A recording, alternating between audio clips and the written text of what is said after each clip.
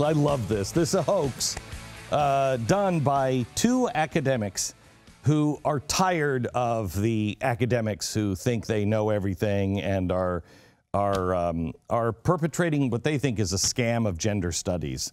They wrote a paper, "The Penis as a Social Construct for Gender Studies," and they were trying to get it published. And they intentionally, they said, if one of us understood it, we would write a paragraph, and if one of us understood it, then they'd have to change it until it absolutely made no sense at all.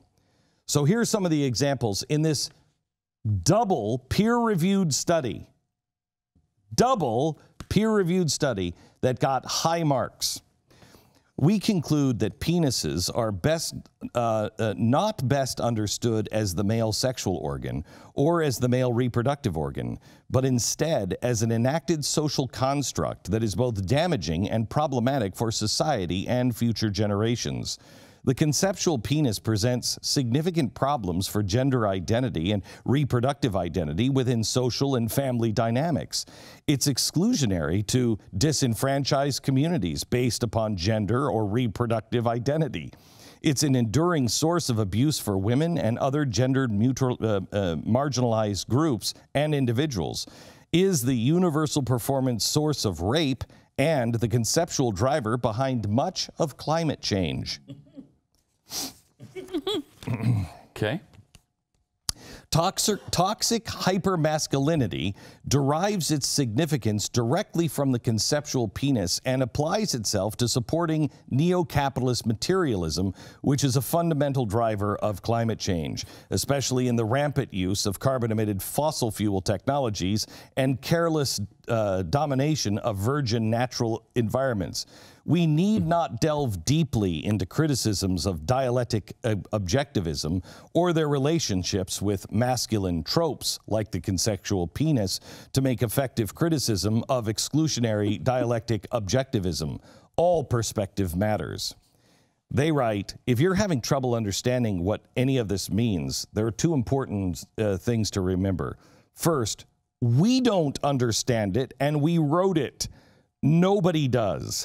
This problem should have rendered it unpublishable in all peer-reviewed academic journals.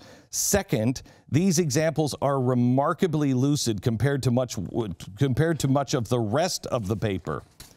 Here's another paragraph from it. Inasmuch as masculinity is essentially performative, so too is the conceptual penis. The penis, in the words of Judith Butler, can only be understood through reference to what is barred from the signifier within the domain of corporeal legibility. The penis should not be understood as an honest expression of the performer's intent. Should it be presented in a performance of masculinity or hypermasculinity? Thus, isomorphism between the conceptual penis and what is referred to throughout discursive feminist literature as toxic hypermasculinity is one defined upon a vector of male cultural machismo, with the conceptual penis playing the roles of subject, object, and verb of action.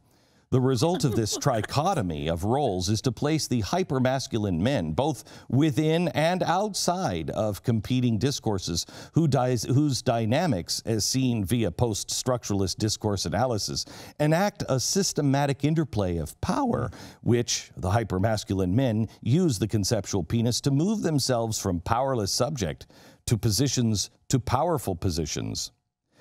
They write, no one knows what any of this means because we made it up and it's complete nonsense. Anyone claiming to understand this is pretending, full stop.